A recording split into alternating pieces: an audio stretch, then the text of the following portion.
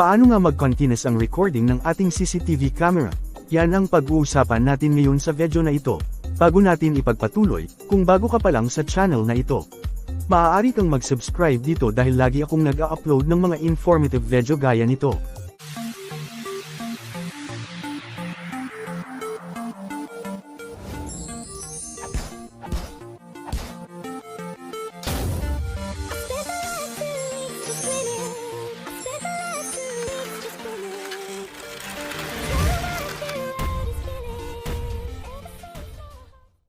Ano nga ba ang ibig sabihin ng continuous recording ng mga CCTV camera?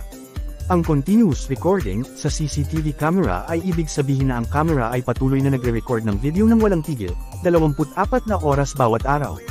Hindi ito tumitigil sa pag-record, kaya bawat segundo ay naitatala. Ang ganitong setting ay madalas gamitin sa mga lugar na nangangailangan ng patuloy na pagmamatsyag, tulad ng mga negosyo o gusali na mahalaga ang seguridad. Kung sa Q6 CCTV camera ay tigli 5 minuto lang o tig sa 10 minuto lang ang recording, hindi po ibig sabihin na hindi nag-continuous ang recording nito. Tuloy-tuloy pa rin ang recording nito. Kaya sa mga nagtatanong kung paano mag-continuous ang recording ng inyong CCTV camera, sundan lamang ang aking gagawin. Sabay po nating buksan ang ating V380 Pro app. Kung wala ka pa nito, hanapin mo lamang ito sa Play Store at mag-install. Kunwari po na mayroon ka na nito at may account ka na rin nito. Buksan lamang ito. Hanapin ang tatlong tutuldok sa kanang bahagi ng pahina. Pindutin ito. Makikita mo ang tatlong icon sa loob nito. Settings, Share and Delete. Sunod naman ay hanapin ang recording settings sa function settings sa pinakababa. Ito naman ang lalabas. Makikita sa pinakataas ang natitirang capacity ng ating SD card as percentage. Sa baba naman nito ay ang recording mode. Nahahati po ito sa tatlong bahagi. Una, ang continuous recording. Pangalawa naman ang event recording. Kasunod nito ang record audio. Kunwaring ngayon ko lamang ito nabuksan. Ang gagawin ko ay i-on ang bawat mode na ito para gagana na po ito.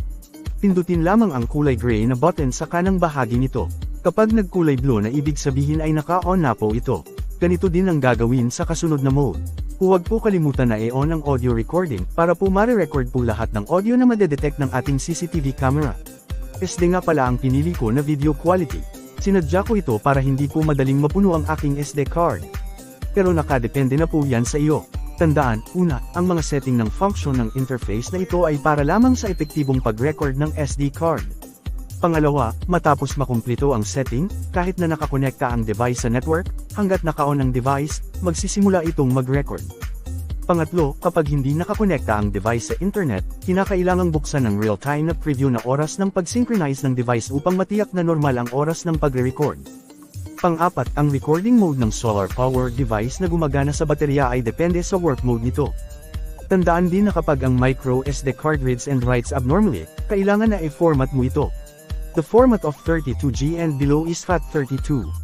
The format of 62GB and above is exFAT. Support memory card above class 4 speed. At sabi din dito na be sure to use branded memory card. So, ibig sabihin na kapag hindi branded ang micro SD card mo, siguradong magkakaproblema ka. Sana lang hindi ganun.